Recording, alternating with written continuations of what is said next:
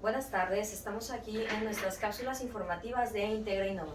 El día de hoy tenemos como invitada a la doctora Rebeca Rivera. Bienvenida, doctora Rebeca. Muchas gracias. La doctora Rebeca es especialista, oncóloga pediatra, especialista en sobrevivientes de cáncer, un tema que nos pareció súper importante compartir con ustedes en este mes del cáncer.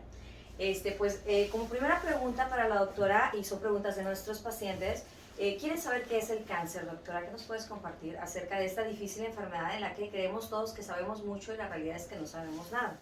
El cáncer, lo que sucede a nivel de las células es que las células, pierden como la capacidad de regularse. Nuestro organismo tiene la capacidad de, cuando se detecta algún daño en tu célula, ellas mismas se autodestruyen, por así decirlo. En el cáncer hay una alteración en esas regulaciones y la célula no tiene la capacidad de autodestruirse y se sigue reproduciendo. Son nuestras mismas células que se dan ese cambio, y además de seguirse reproduciendo de manera descontrolada, tienen la capacidad de salir de sus tejidos, del área donde están, y poder invadir otros órganos, ¿no? Entonces, eso es el cáncer. Se cambia sus funciones, no tiene la capacidad de hacer sus funciones regulares, se reproduce descontroladamente, pero además tiene la capacidad de ir a invadir otros tejidos. ¿El cáncer tiene tratamiento?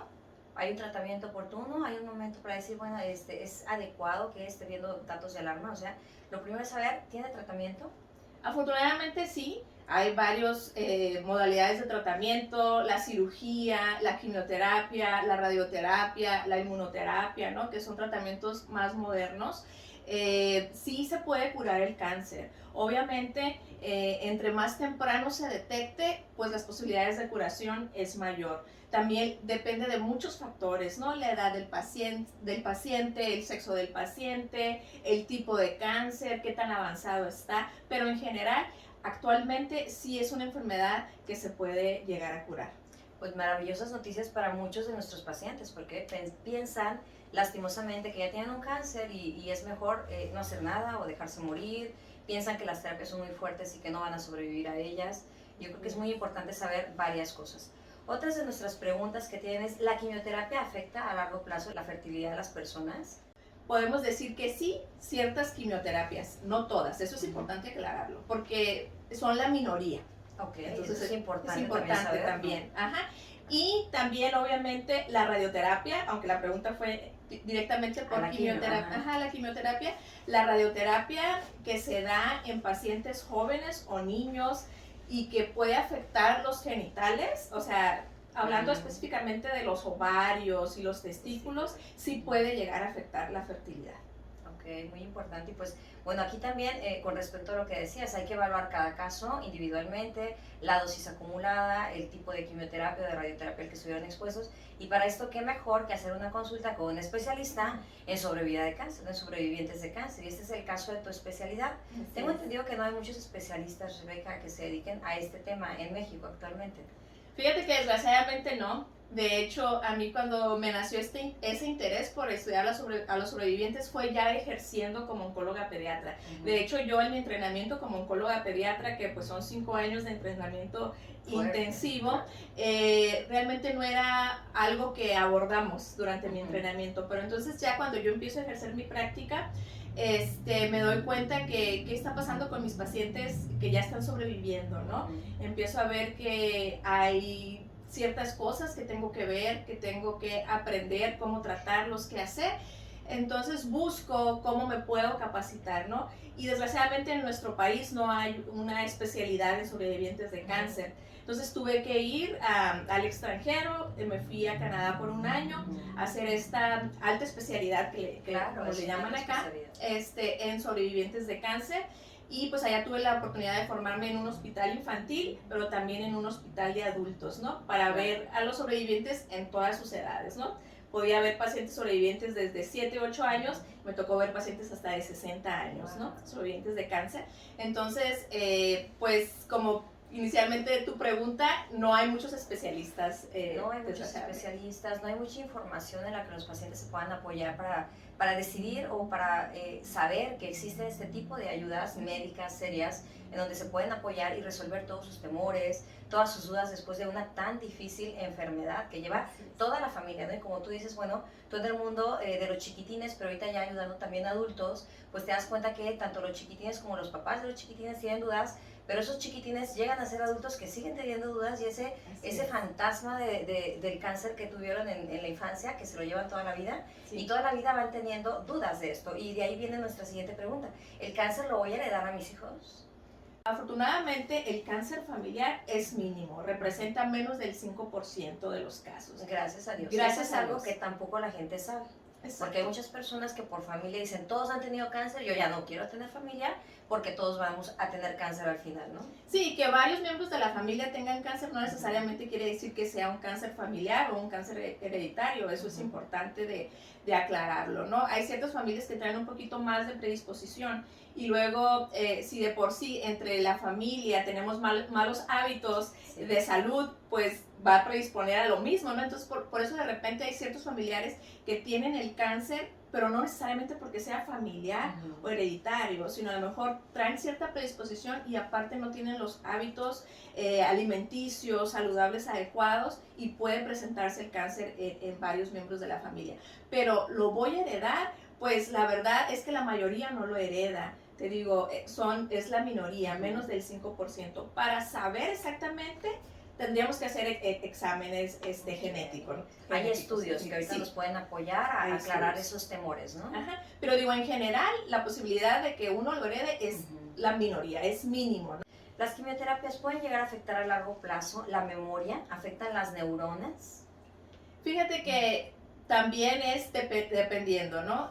La quimioterapia, pero sí hay algunas quimioterapias que definitivamente pueden llegar a afectar ciertos aspectos neurocognitivos en las personas, principalmente aquellas quimioterapias que tienen la capacidad de pasar la barrera hematoencefálica que le llamamos pues que se conoce anatómicamente, que es una barrera que protege el cerebro de que no cualquier sustancia pueda entrar, pero hay ciertas quimioterapias que sí tienen la capacidad de pasar esa barrera, o inclusive hay tratamientos que la intención es que pasen esa barrera para crear una protección en el cerebro, ¿okay?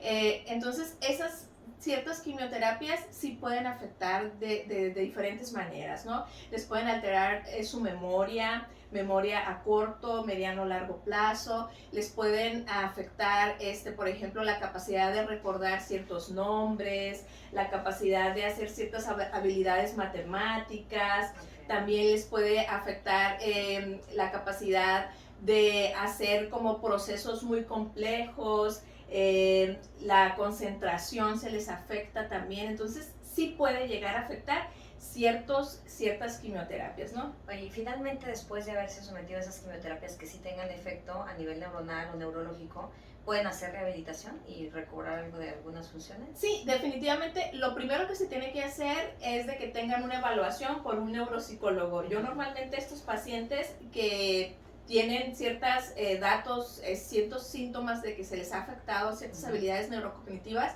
lo que yo solicito es que tengan una evaluación por una neuropsicóloga, ¿no? Para poder detectar específicamente en dónde están esas alteraciones y en base a eso poder indicar ciertas terapias específicas. Muy bien, ¿el cáncer regresa a lo largo de tu vida después de haber hecho un tratamiento completo y declararte como que estás libre de ese cáncer? Desgraciadamente sí existe la posibilidad de una recaída, como le llamamos, ¿no? Esta posibilidad va disminuyendo conforme el tiempo va pasando. La mayoría de las recaídas, digamos el 95% de las recaídas, van a suceder 5 años posterior a que se termina un tratamiento.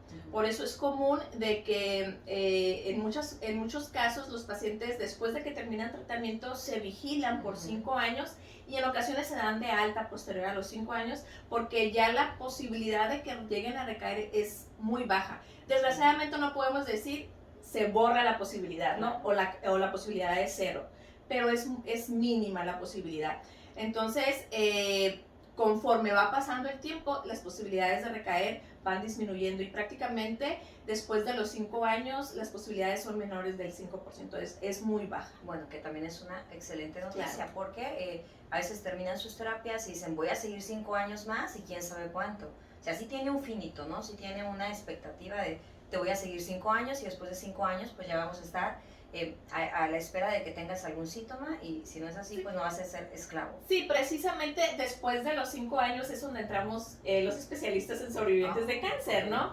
Obviamente podemos entrar antes, ¿no? Pero en general, después de los 5 años, en el caso de los pacientes que tuvieron cáncer de niños o de adolescentes o aún los adultos jóvenes, lo indicado es que después de los 5 años de la vigilancia puedan entrar con un especialista de sobrevivientes de cáncer para que ya la consulta no se enfoque tanto en que si regresa el cáncer o no, sino nos enfocamos en ver efectos tardíos de los tratamientos recibidos. Salud. Oye, Rebeca, como última pregunta, aparte de tus recomendaciones, ahorita con toda esta tendencia que hay precisamente a los estados depresivos, a los estados de estrés constante, con todo el cambio que hemos tenido a nivel mundial con el contexto de pandemia, yo te quisiera preguntar, porque bueno, se han desarrollado muchísimas enfermedades a raíz de la depresión, sobre todo que hemos tenido en muchos de nuestros pacientes y mucha de la población del mundo, no solamente aquí.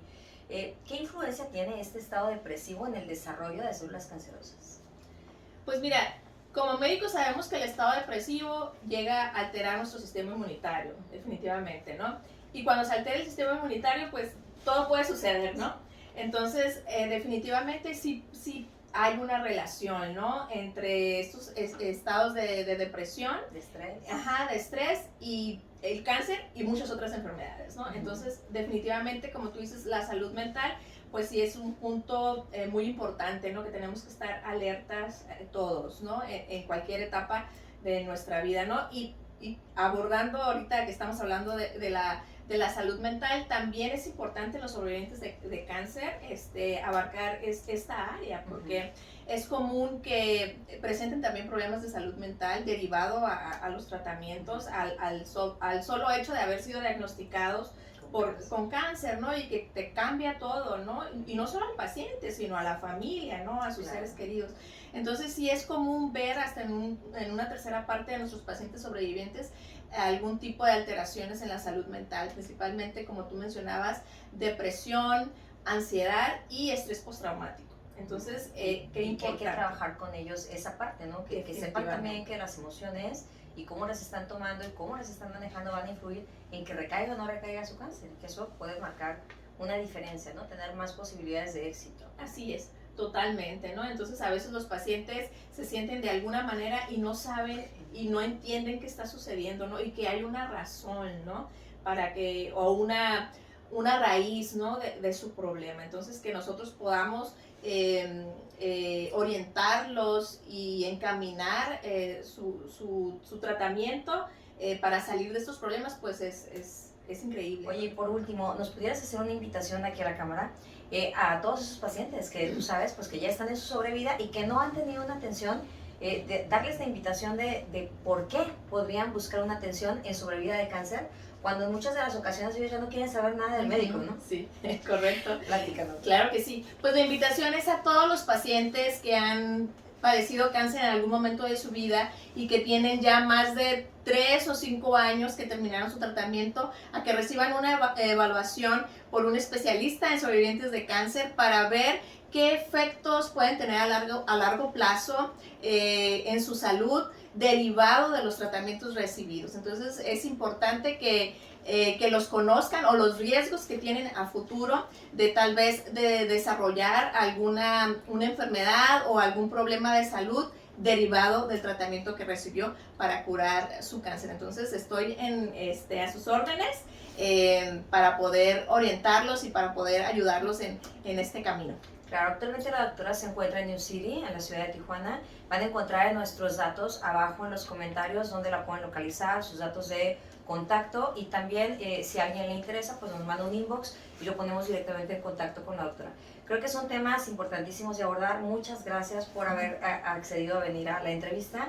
Y pues, ¿qué más? Nos queda poder tener muchos pacientes que estén en una favorable situación de poder continuar con una consulta de sobrevida de cáncer. Y pues seguimos aquí dándoles las recomendaciones en el mes del cáncer. Vamos a estar dando tips de cuidados del cáncer en lo que se abarca a nuestra especialidad, que es la piel, pero pues también en las demás especialidades médicas. Muchas gracias por su atención.